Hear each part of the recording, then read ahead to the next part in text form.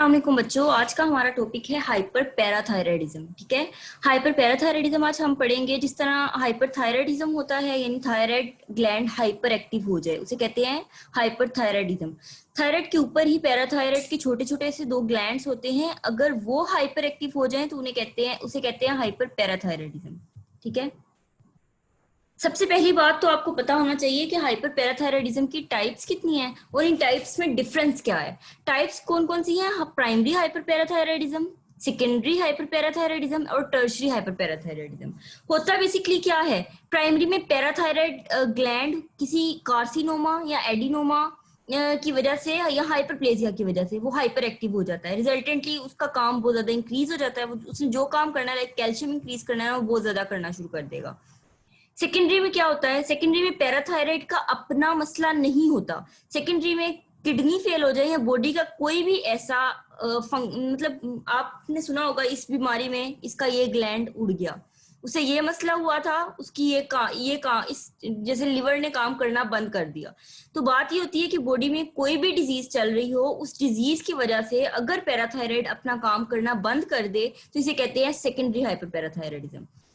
Tertiary, tertiary में कोई adenoma carcinoma नहीं होता, बॉडी में भी कोई ऐसे डिजीज नहीं चल रही होती, लेकिन पैराथायराइड खुद ही बहुत ज्यादा हाइपर एक्टिव होता है। तो ये तीनों का बेसिक डिफरेंस है, प्राइमरी, सेकेंडरी और टर्शरी हाइपर पैराथायराइडिज्म का।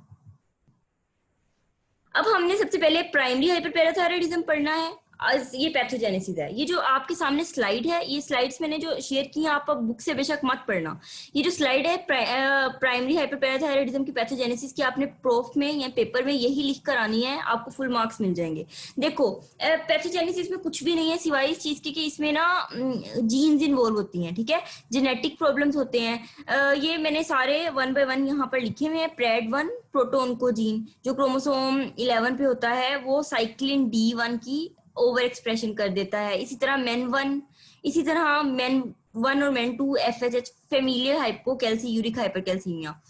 तो ये बेसिकली इसकी पैथोजेनेसिस है। आपने इसी तरह से इनके जस्ट इन जीन्स के नेम्स याद करने हैं, नथिंग एल्स। ठीक है, तो यहाँ पर ये काम खत्म हो जाएगा पैथोजेनेसिस का।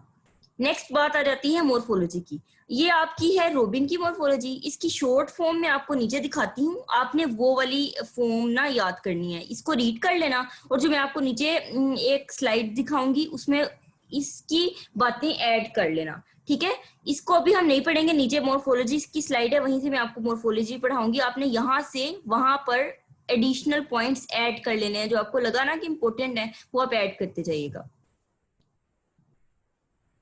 ये देखिए, ये मॉर्फोलॉजी है शॉर्ट फॉर्म में। एडिनोमा में क्या होता है, एक नोड्यूल बनता है। ठीक है, एक नोड्यूल बनता है, मैं आपको बताती हूँ। जैसे ये है ना पैराथायराइड ग्लैंड, जस्ट एक नोड्यूल बनेगा, जस्ट वन नोड्यूल, जिसे इसे कहते हैं एडिनोमा।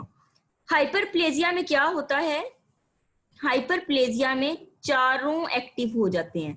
चार होते हैं ना टोटल, 1 2 3 एंड 4, चारों हाइपर एक्टिव हो जाएंगे। इसी तरह कार्सिनोमा में क्या होगा, किसी एक ग्लैंड की, यानी दो ग्लैंड्स होते हैं ना, किसी एक ग्लैंड की इन्वॉल्वमेंट होती है। ये इसकी मॉर्फोलॉजी आप लिख सकते हो, लेकिन ये इनफ नहीं है। ठीक है, आपने पॉइंट्स ऐड करने हैं, मैं आपको बता ही देती हूँ कि पॉइंट्स आप कौन से ऐड करो। यहाँ से जो है ना ये देखो, सबसे पहली बात ये आ गई elevated level of PTN and calcium. ये ऐड नहीं करना मॉर्फोलॉजी में, ये आगे ना मैं आपको क्लिनिकल दिखाऊंगी, वहां पर है बस। ये अब इन्होंने एडिनोमा से रिलेटेड क्या लिखा है, सोलिटरी नोड्यूल, ये मैं आपको बता चुकी हूँ, इसे आपने ऐड नहीं करना। ठीक है, अब ये नीचे उन्होंने साइज बताया हुआ है, soft tan reddish to brown nodule. ये जस्ट ना ग्रोस में आप ऐड कर लेना। ठीक है, ग्रोस में। उसके बाद आगे आ जाता है, यहाँ से बेसिकली आपने याद करना शुरू करना है माइक्रोस्कोपिकली। पैराथायराइड एडिनोमा, इसमें ये यूनिफॉर्म पोली मतलब इनके पास ना जो सेल्स होते हैं चीफ सेल्स, ठीक है, ऑर्फन एनी न्यूक्लियाई की तरह, मतलब सेल्स सेंट्रली प्लेस्ड न्यूक्लियाई उसके अंदर होते हैं। ये ऑक्सीफिल एडिनोमा इसे कहते हैं। ठीक है, ऑक्सीफिल सेल्स होते हैं, ऑर्फन एनी आयनी ऑक्सीफिल सेल्स होते हैं, हर्थल सेल्स की तरह ये रिजेंबल करते हैं। ठीक है, ये इसके दो टोटल मॉर्फोलॉजिकल पॉइंट्स हैं। ठीक है, ये आपने अच्छे से यहीं से याद कर लेने हैं, ये वहां पर उस स्लाइड में ऐड कर लेना, या फिर उस स्लाइड की बातें यहाँ पर ऐड कर लेना। वहां पर बेसिकली तीनों का डिफरेंस बताया हुआ है, एडिनोमा का, कार्सिनोमा का और हाइपरप्लेजिया का। हाइपरप्लेजिया में चारों ग्लैंड इन्वॉल्व होते हैं, एडिनोमा में कोई एक साइट इन्वॉल्व होती है, कार्सिनोमा में कोई एक ग्लैंड इन्वॉल्व होता है। ग्लैंड दो मतलब कोई एक, किसी एक का कार्सिनोमा हो जाएगा। समझ आ रही है? ये आपने मोर माइक्रोस्कोपिक फीचर्स बताने हैं कि पोलीगोनल सेल्स होते हैं। कौन से सेल्स होते हैं? पोलीगोनल। अच्छा, आपको एक और आज बात बताती हूँ कि आपने लिखना कैसे होता है। ये जो मोर्फोलॉजी होती है ना, आपने लिखनी होती है सबसे पहले सेल्स की शेप, नंबर 2 न्यूक्लियाई, वॉल कैसी है या नहीं है, और अगर है तो कैसी है। ये 3-4 बातें लिखनी होती हैं आपने माइक्रोस्कोपिकली, मतलब तो आपको काफी अच्छे इससे ना मार्क्स मिलेंगे। आगे चलते हैं। अब आगे रहता है सेकेंडरी हाइपरपैराथायराइडिज्म। मैंने आपको बताया था ना कि बॉडी में कोई मसला चल रहा होता है जिसके बाद सेकेंडरी होता है, तो इन्होंने भी बताया है कि रीनल फेलियर ये मोस्ट कॉमन काज है। किडनी फेल होगी तो डायरेक्टली इफेक्ट करेगी सेकेंड वो पैराथायराइड ग्लैंड पे और उसको हाइपर एक्टिव कर देगी। इसके अलावा अगर बॉडी में विटामिन डी नहीं है तो बॉडी क्या करेगी? विटामिन डी बेतहाशा बनाएगी, या विटामिन डी के इंसान इंजेक्शन लगवाएगा, रिजल्टेंटली पैराथायराइड ग्लैंड एक्टिव हो जाएंगे और कैल्शियम ज्यादा बनाना शुरू हो जाएंगे। इसके अलावा स्टीटोरिया और न्यूट्रिशनल डेफिशिएंसी, ये चार कॉजेज है, आपने ये अच्छे से याद करनी है, ये चारों कॉजेज। ठीक है, आगे मोर्फोलॉजी में आपको क्या मिलता है? Hyperplastic glands. ठीक है, हाइपरप्लेजिया हुआ होता है उन ग्लैंड्स का। क्लिनिकल फीचर्स में ये बहुत बहुत इंपॉर्टेंट टर्म है, कैल्सीफाइलेक्सिस। ठीक है,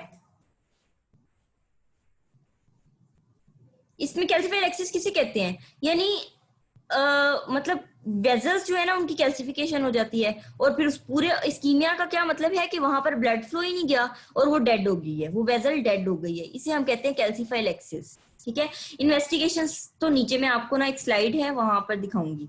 टर्शियरी में मैंने आपको बताया था कि पैराथायराइड एक्टिविटी इंक्रीज हो जाती है बहुत ज्यादा, मतलब कोई खास रीजन नहीं होती। और आपको एक बात बताती हूँ कि इसकी अभी तक रीजन साइंटिस्ट को भी इतनी अच्छे से नहीं पता।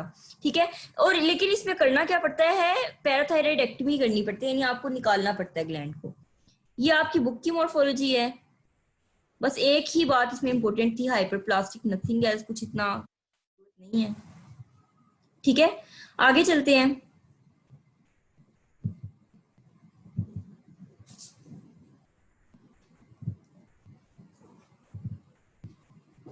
मेटास्टेटिक कैल्सिफिकेशन होना शुरू हो जाती है ना, लंग्स में हो जाती है कैल्सिफिकेशन, हार्ट में, स्टमक में, ब्लड वेजल्स में, मतलब कैल्सिफिकेशन। ये 2 पॉइंट्स आपने सेकेंडरी के लिए याद करने, हाइपरप्लास्टिक और कैल्सिफिकेशन, डेट से। अब ये एक स्लाइड है बच्चों, ये बहुत बहुत इंपॉर्टेंट है क्लिनिकली। ठीक है, जो मैं अभी आपके साथ शेयर करने लगी हूँ, क्लिनिकली बहुत इंपॉर्टेंट है। आपने इसकी लैब्स को ऐसे ही याद करना है। प्राइमरी में क्या होगा कि खुद ही वो ग्लैंड एक्टिव है, खुद ही ग्लैंड एक्टिव है, रिजल्टेंटली कैल्शियम ज्यादा होगा, फोस्फेट कम हो जाएगा, और पैराथायराइड ग्लैंड मतलब पीटीएच ज्यादा होगा, क्योंकि जो उसने मेन बनाना है ना।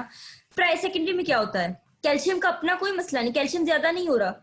होता क्या है कि वो सेकेंडरी के अंदर रीनल फेलियर हुआ है ना, रीनल फेलियर रिजल्टेंटली पीटीएच ज्यादा हो जाएगा। यानी डायरेक्ट कैल्शियम का इससे इसके साथ कोई ताल्लुक नहीं है, या वो नॉर्मल हो गए, अक्सर कम भी होता है। ठीक है, ये इसका मेन डिफरेंस है। इसके अलावा आप देखो, कैल्शियम अगर कम है तो फोस्फेट ज्यादा, फोस्फेट ने उससे उल्ट काम करना है। टर्शियरी में तीनों चीजें ज्यादा होती हैं। ठीक है, ये इनके डिफरेंसेस हैं। ये लैब्स बहुत अच्छे से आपने याद करनी है और बहुत इंपॉर्टेंट है। That's it, Allah Hafiz.